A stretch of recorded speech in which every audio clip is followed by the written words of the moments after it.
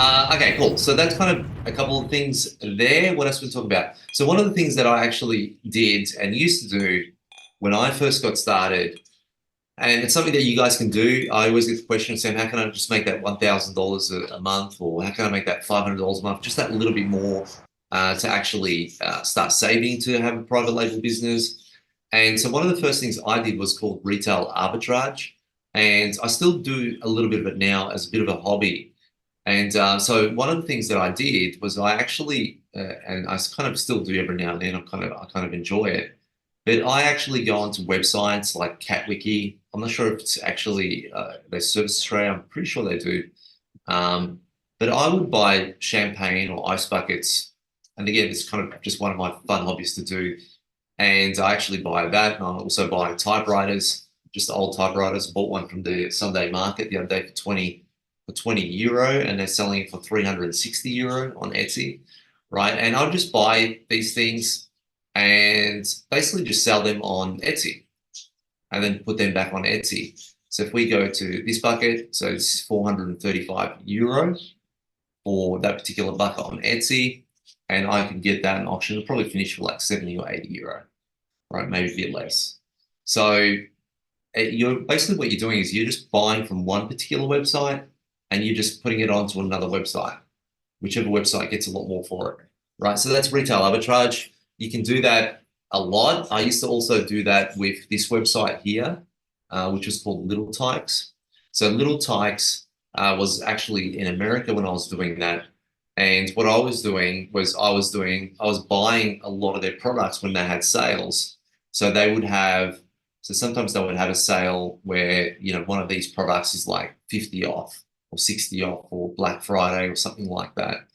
And then what I'd do is I'd actually buy them from their website at half the price, and then I'd take them to a warehouse in the US and ship them into Amazon FBA and sell them for 150, right? And I did that again. It was just something for fun to do, but I just noticed when there's a particular product that sells really, really well on Amazon, I would just find ways of actually doing that and getting it from that company at a cheaper price. I ended up becoming actually a wholesaler for Little Tykes, but basically they caught onto my strategy and what I was doing, and then they just decided to create their own brand account on Amazon, which I thought was cool. But yeah, so this is a really good way of doing it, right? So you can just do retail arbitrage. It's not hard. It's very, very easy to do, and it can be done anywhere, right? It can be done on any website where you can find really good discounts. There's also websites like this website here that I used to buy products from called Light Auctioneers. And here I remember buying 40 champagne buckets for like 20 euro each. And I ended up just flipping them for 2, 3, 400 euro each bucket, right? So on Etsy. So that's something that, again, you could do. There we go. We've got all these. Right, so all these champagne. So these are buckets that I bought, right? These Dom Perignon buckets. And yeah, it's something that you can do. And it doesn't need to be hard. Usually when we're thinking of, here we go, these are kind of all mine. So it's just again, it's just an easy, quick way to kind of get you into the groove of things if you wanted to do that. But I would keep an eye out on, yeah, auction websites, right? So auction websites are really, really good. And I'm not sure what auction websites there are in Australia or online ones. You can probably get into European ones. And then all you do is just price compare. So just have a look, and if they're selling one of these buckets of Dom Perignon and you can see it's being sold at $20, $30 in auction, then go on to Etsy, because usually all these items, vintage items, retro items, and things like that sold on Etsy.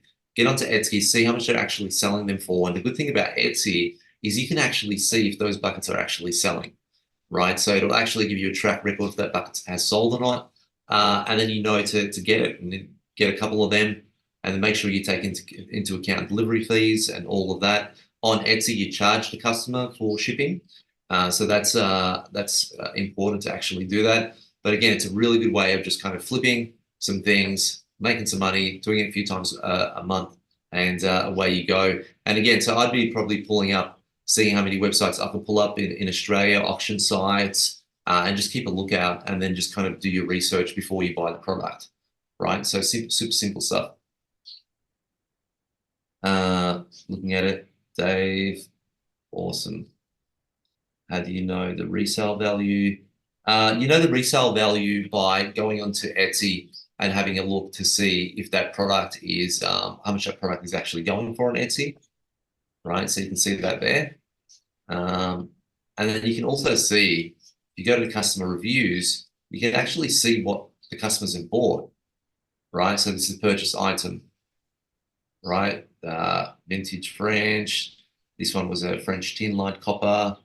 Veuve Clicquot orange glasses flutes, right? So you can actually see what people have bought, and you can see that people add the actual shipping cost from there too, right? And again, just retail arbitrage, super simple. So even if I go to say typewriters, so I'll show you.